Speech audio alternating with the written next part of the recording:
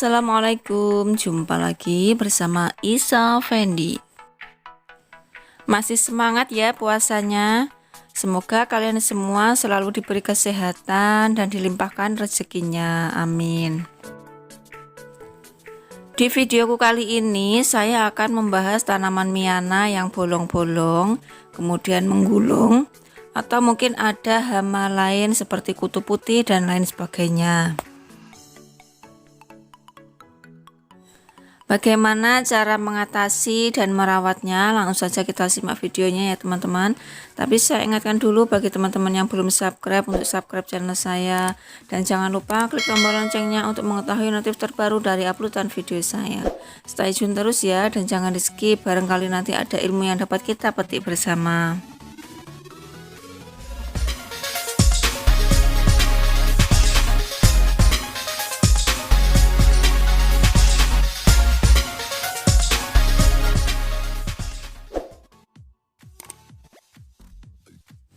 Kalian pecinta bunga, terutama miana, pasti pernah mengalami hal yang serupa seperti saya.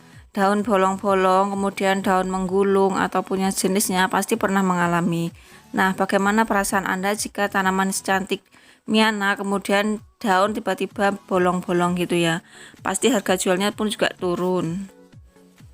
Dan kalau sudah seperti itu pasti sudah tidak cantik lagi. Hewan apa sih yang makan daun miana kita? Nah, seperti ini contohnya, daun yang sebelumnya itu masih utuh, ya masih utuh, tiba-tiba ini ada lubang di tengahnya kayak gini. Jengkel banget ya kalau sudah kayak gini. Atau mungkin yang seperti ini, bolong-bolongnya kerowak-kerowak di pinggir seperti ini, bolong-bolong. Nggak beraturan, sobek-sobek kayak gini. Kita juga akan kesel kalau sudah seperti ini, padahal kalau difoto kan sebelumnya cantik, sekarang sudah nggak cantik lagi. Atau sobeknya nggak beraturan kayak gini, hampir semua daunnya habis. Nah, seperti ini ya. Kalian bisa mengenali kalau nanti ada kotoran ulat, ada bulat-bulatnya, itu berarti ulat. Kalau nggak ada kotorannya seperti ini kan sobek-sobek tapi nggak ada kotorannya, ini berarti dia dimakan belalang. Nah, tuh kan tersangkanya sudah kelihatan belalang di bawah pohon tadi.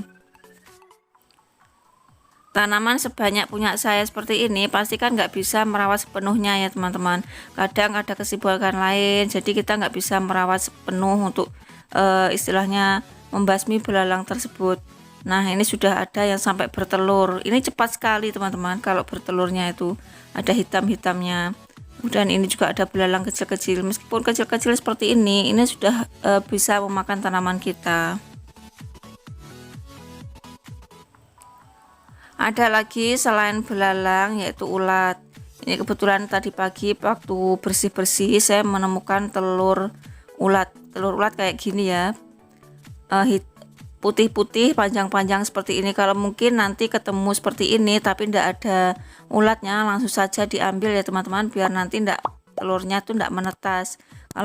Kalau telur dari belalang kan hitam-hitam kecil-kecil, jadi tanaman kita nanti aman. Kalau masih telur sudah kita musnahkan, dia nanti kan nggak jadi menetas.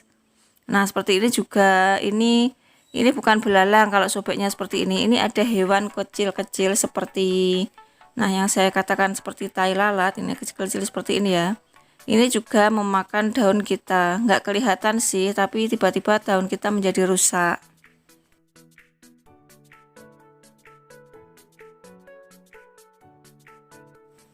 Ada juga kasusnya seperti ini. Ini seperti air ludah tapi berada di daun ataupun di pangkal seperti ini, di tangkai. Sebenarnya tidak masalah, cuma ini ya gimana ya, kalau seperti ini kan jorok ya namanya. Kalau sudah ada kayak gini, ini adalah telur dari laba-laba teman-teman. Di dalamnya itu ada laba-labanya kecil. Kalian bisa buka dari busanya, itu di dalamnya itu ada laba-laba kecil. Nanti air liurnya yang lengket-lengket itu bisa menarik daun dan mengakibatkan daun menjadi robek. Nah, seperti ini ya. Jorok sekali kan kalau kita lihat seperti air ludah.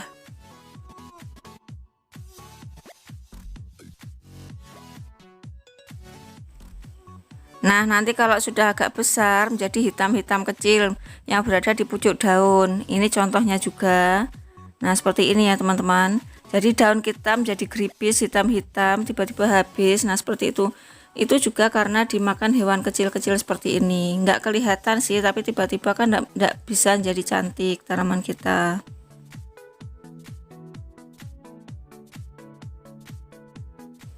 Atau mungkin kalian mengalami daun menggulung. Nah, seperti ini, tidak usah dibuka, itu di dalamnya pasti ada hewannya. Itu ada hewan ulat ya teman-teman. Kalau menggulung kayak gini, ini adalah proses ulat yang bertelur.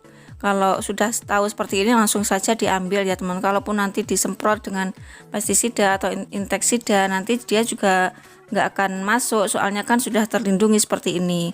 Langsung saja diambil, dibuang ataupun dimusnahkan.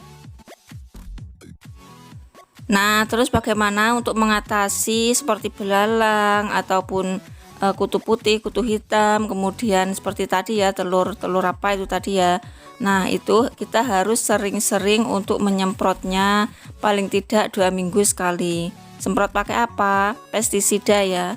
Kalau sebanyak ini kita menggunakan pestisida alami itu sangat tidak mungkin, soalnya kan mungkin teman-teman juga ada yang males juga bikin ya. Kalau saya tuh biasanya beli di toko pertanian.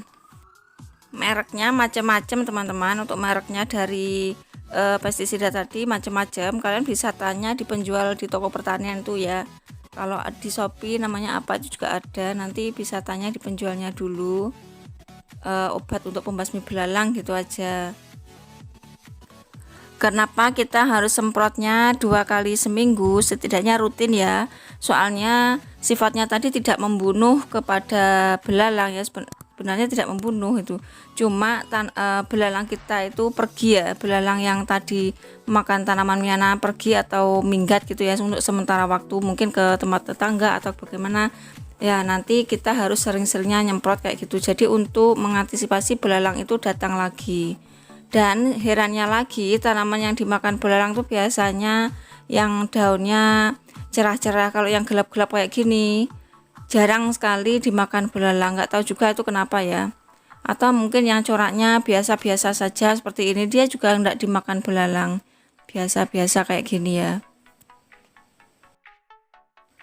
Sebenarnya di video saya yang dulu juga pernah membahas tentang belalang-belalang kayak gini, bikin pestisida alami, itu juga pernah. Tapi karena masih banyak yang tanya, saya bikin video ulang. Jadi bagi kalian pecinta miana, pecinta tanaman hias, terutama miana, sudah nggak usah pusing lagi kalau tanaman kalian mengalami masalah seperti ini. Belikan saja obat penyemprot belalang ataupun kutu di toko pertanian, langsung kita semprotkan. Atau kalian bisa membuat sendiri pestisida alami, yaitu dengan tembakau yang direndam atau puntung rokok, atau rokok nggak ada puntungnya, ambil rokoknya suami 1 atau 2 itu nggak masalah ya. Direndam, kemudian kalau sudah coklat disaring, kemudian kita semprotkan. Atau bisa dicampurkan dengan sunlight juga bisa, tapi dosisnya jangan banyak-banyak. Atau bisa menggunakan pestisida alami dengan daun pepaya ataupun daun sirsa. Di video saya sebelumnya sudah saya bikin juga ya teman-teman. Saya kira video saya sudah cukup. Selamat mencoba, semoga bermanfaat. Jangan mudah menyerah dan tetap semangat. Sampai ketemu lagi di video selanjutnya. Jangan lupa subscribe, like, share, dan komen. See you next, bye-bye.